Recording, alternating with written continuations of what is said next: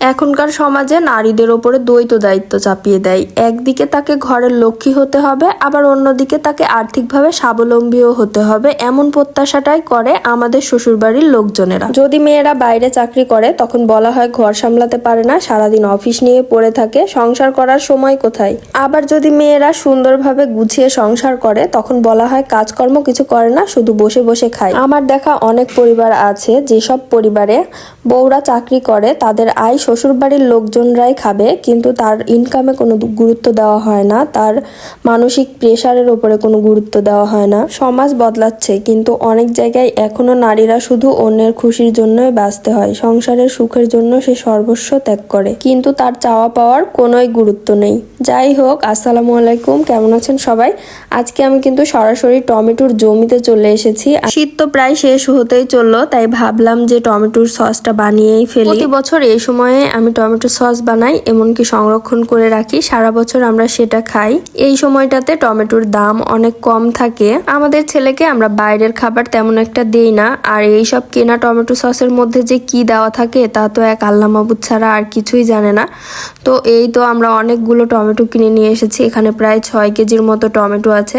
টমেটোগুলো কিন্তু অতটা পাকা না। এই টমেটোগুলোকে আমি একটা পলিথিনে 2-3 দিনের জন্য বেঁধে রাখবো, তাহলে একদম টকটকা হয়ে পেকে যাবে। তো এই তো দেখতে পাচ্ছেন কি সুন্দর একটা কালার চলে এসেছে টমেটোর কালারের উপরে নির্ভর করবে আপনার সসের কালারটা। আর বাজারের কেনা টমেটো সসটা কিন্তু অনেক সুন্দর টকটকা হয়। সবগুলো টমেটোই আমি এভাবে 4 ফালি করে কেটে নিচ্ছি। টমেটোগুলো অনেক পাকা, তাই বেশি একটা ছোট করার দরকার নাই। এভাবে 4 ফালি করে কেটে আমি সিদ্ধ করে নিচ্ছি।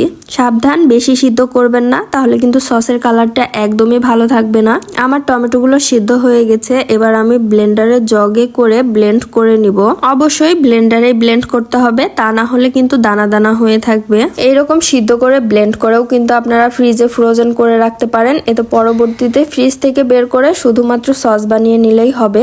তো আমি এখন ব্লেন্ড করা টমেটোগুলোকে ছাঁকনি দিয়ে সুন্দর করে ছেঁকে নিচ্ছি। এই যে দেখেন কতগুলো ময়লা বের হয়েছে, এগুলো হচ্ছে টমেটোর বিচি আর টমেটোর ওপর কারা খোসা। আসলে আমার এখানে 2.5 কেজির মতো টমেটো, তো আমি সবগুলো টমেটো সস বানাবো না, এখানে 1 পাতিলা নিয়েছি, আর বাকিটা আমি ডিপ ফ্রিজে রেখে দিব পরবর্তীতে আবার বের করে সস বানিয়ে নেওয়ার জন্য।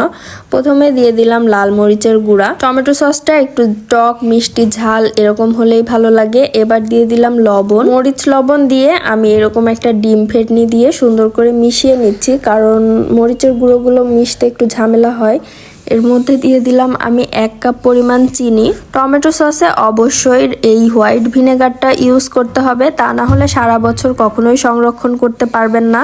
1 কেজি টমেটোতে এখানে 1/2 কাপ পরিমাণ ভিনেগার ইউজ করতে হবে। তো আমার যেহেতু 2 কেজি টমেটো, তাই আমি 1 কাপ পরিমাণ ভিনেগার দিলাম। আর সব শেষে আমি কিছুটা কর্নফ্লাওয়ার গুলে দিয়েছিলাম, যেটা আমার একদমই স্কিপ হয়ে গেছে, ভিডিওতে নিয়ে আসা হয়নি। তো আমার টমেটো সস রেডি। আর এই যে আপনাদের ভাইয়া, আমার গুণধর হাজবেন্ড, সে আমার টমেটো সস বানানোর কথা শুনেই দৌড়ে চলে গেছে পটেটো, স্প্রিং রোল, বেগুনি আর সিঙ্গারা নিয়ে আসতে। আমার এই হোমমেড টমেটো সসটা কিন্তু বাইরেটার চেয়ে কোনো অংশে কম না, যেমন দেখতে তেমন খেতেও অনেক মজা। আমার বাসায় কাচের বোতল নাই, তাই আমি প্লাস্টিকের বোতলেই নিলাম। তো আপনাদের বাসায় যদি কাচের বোতল থাকে তাহলে কাচের বোতলে নেওয়ার চেষ্টা করবেন, কাচের বোতলে কিন্তু বেশি ভালো থাকে। ভালো থাকবেন সবাই, দোয়া করবেন আমাদের জন্য। আল্লাহ হাফেজ।